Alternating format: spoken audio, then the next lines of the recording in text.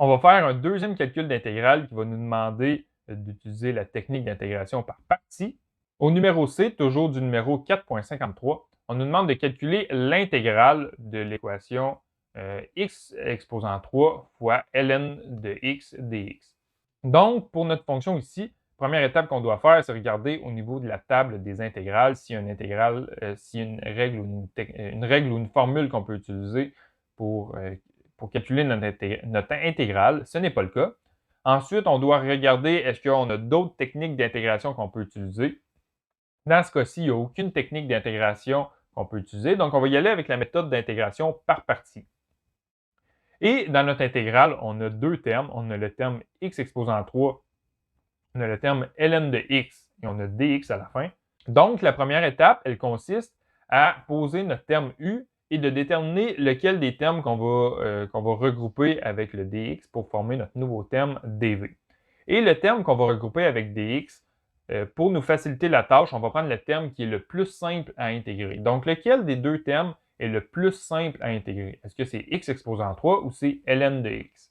Si on s'en va au niveau de notre table des intégrales, si on regarde x exposant 3, on va regarder ici, on peut utiliser la formule 1 d'intégration. Donc, on a x avec un exposant n, on va appliquer cette formule-là.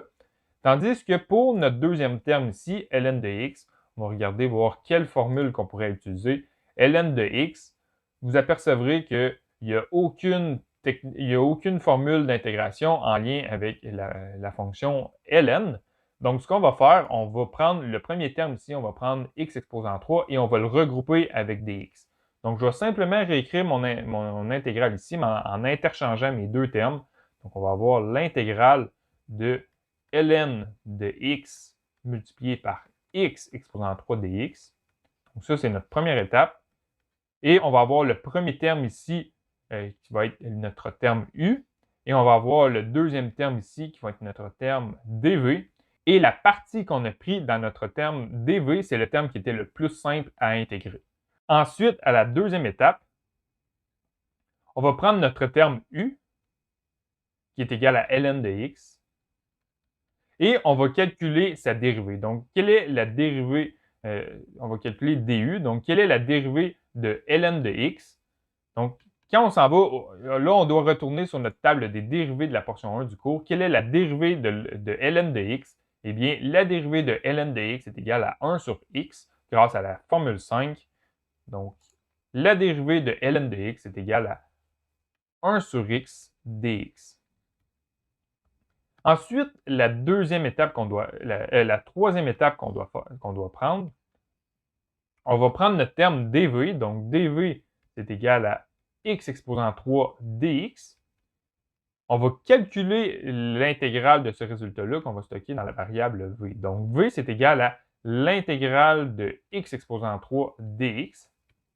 Donc, quel est le résultat de l'intégrale x exposant 3? On peut utiliser la formule 1 de la table des intégrales et on va avoir un exposant n qui est égal à 3. Donc, quand on applique la formule 1, je peux retourner sur la table des intégrales, la formule 1, ce qu'on nous donne, c'est u exposant n plus 1 divisé par n plus 1. Donc, on va avoir x exposant 4 sur 4. Ça, le résultat qu'on obtient, c'est la variable v. Ensuite, à la quatrième étape, ce qu'on va faire, on va appliquer la règle 4 de la table des intégrales. Et la règle 4, ce que ça nous dit, c'est quand on a l'intégrale de u fois dv, le résultat qu'on obtient, c'est u fois v moins l'intégrale de v fois dv. Donc, on va prendre u et on va prendre v. Donc, on a ln de x fois v. Donc, v, c'est x exposant 4 sur 4. Moins l'intégrale de v, donc l'intégrale de x exposant 4 sur 4, donc la variable v ici, qu'on va multiplier par dv. Donc dv, on l'avait calculé ici, c'était 1 sur x fois 1 sur x dx. Donc, avant de calculer mon intégrale, ici, on peut faire une simplification. On a x exposant 4 divisé par x. Donc, les exposants, on va faire 4 moins 1. Donc, l'exposant qui va nous rester, c'est x exposant 3.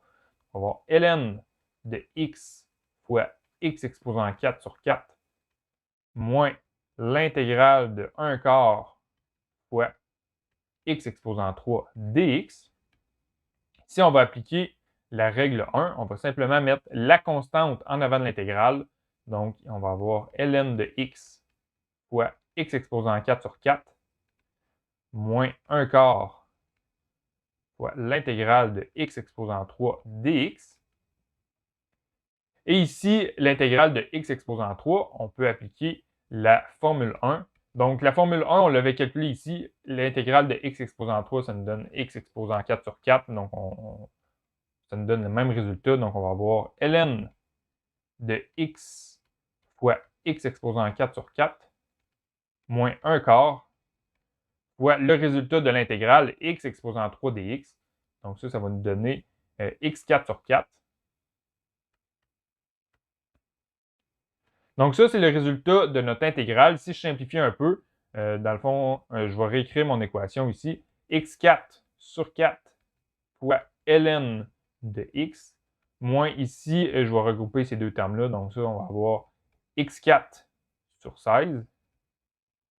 Et finalement, puisqu'on a terminé notre calcul d'intégrale, je vais ajouter la constante à la fin. Donc plus c, ça, c'est le résultat de notre intégrale.